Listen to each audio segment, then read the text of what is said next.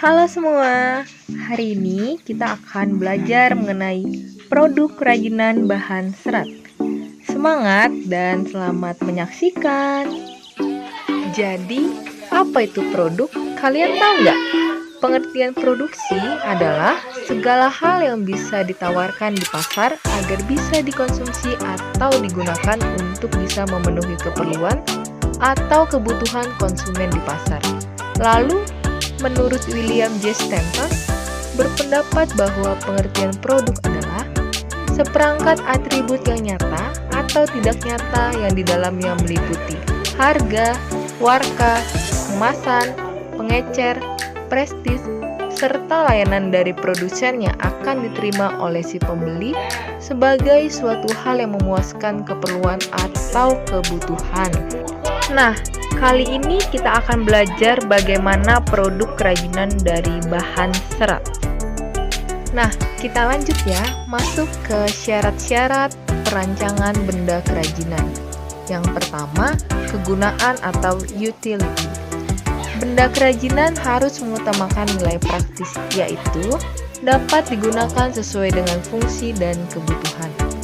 Yang kedua, kenyamanan atau comfortable, yaitu benda harus menyenangkan dan memberi kenyamanan bagi pemakainya.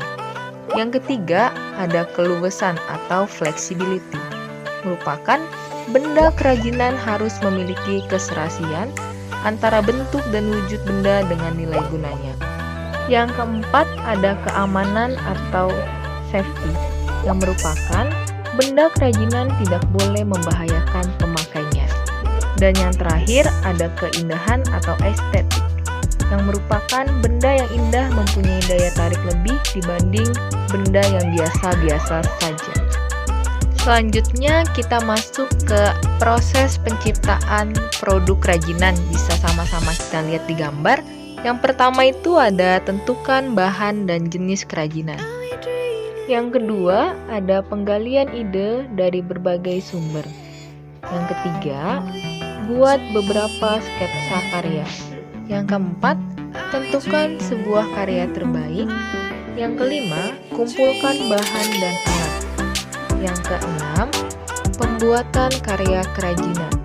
Yang ketujuh, ada evaluasi karya. Dan yang terakhir, ada revisi karya. Nah, selanjutnya kita masuk ke produk kerajinan serat tumbuhan. Daun yang digunakan sebagai produk kerajinan disebut dengan serat alam. A. Serat alam yang digunakan diantaranya 1. Serat pelepah pisang. Yang kedua, serat daun pandan. Yang ketiga, serat eceng gondok. Dan di sebelah gambar merupakan hasil dari ketiga gambar tersebut. Oke, selanjutnya kita masuk ke alat produksi kerajinan serat tumbuhan. Nah, bisa sama-sama kita lihat di gambar 1.29 merupakan peralatan yang digunakan sesuai dengan kebutuhan. Nah, peralatan di samping ini hanya sebagian peralatan kecil. Ada gunting, cutter, pisau, lem, tembak, dan jarum jahit. Selanjutnya di gambar 1.30, tepatnya di bawah gambar 1.29, ada pula peralatan berat yang diperlukan dalam membuat kerajinan tertentu seperti gambar di samping sesuai dengan kebutuhan. Yang pertama, bisa sama-sama kita lihat ada mesin jahit untuk teknik jahit. Yang B, ada alat tenun untuk menenun. Dan yang C, ada mesin pemisah sabut kelapa. Berikut produk kerajinan dari serat tumbuhan. Yang A dari pelepah pisang, yang B dari eceng gondok, yang C dari daun pandan, yang D dari rumput linggi, dan yang terakhir E dari rumput ketan. Luar biasa kan produk kerajinan yang dihasilkan dari serat tumbuhan? Nah, kita masuk ke produk kerajinan serat hewan. Apa sih itu? Bahan serat hewan yang biasa digunakan untuk menjadi bahan dasar kerajinan adalah bulu domba, serat ulat sutra, bulu biri-biri, dan kulit hewan. Dengan beberapa tahap pengelolaan seperti pencukuran, pembersihan dengan cara pencucian, pengeringan, dan kemudian dipintal. Hasil dari proses ini bisa membuat harga bernilai tinggi. Sama-sama kita lihat di gambar.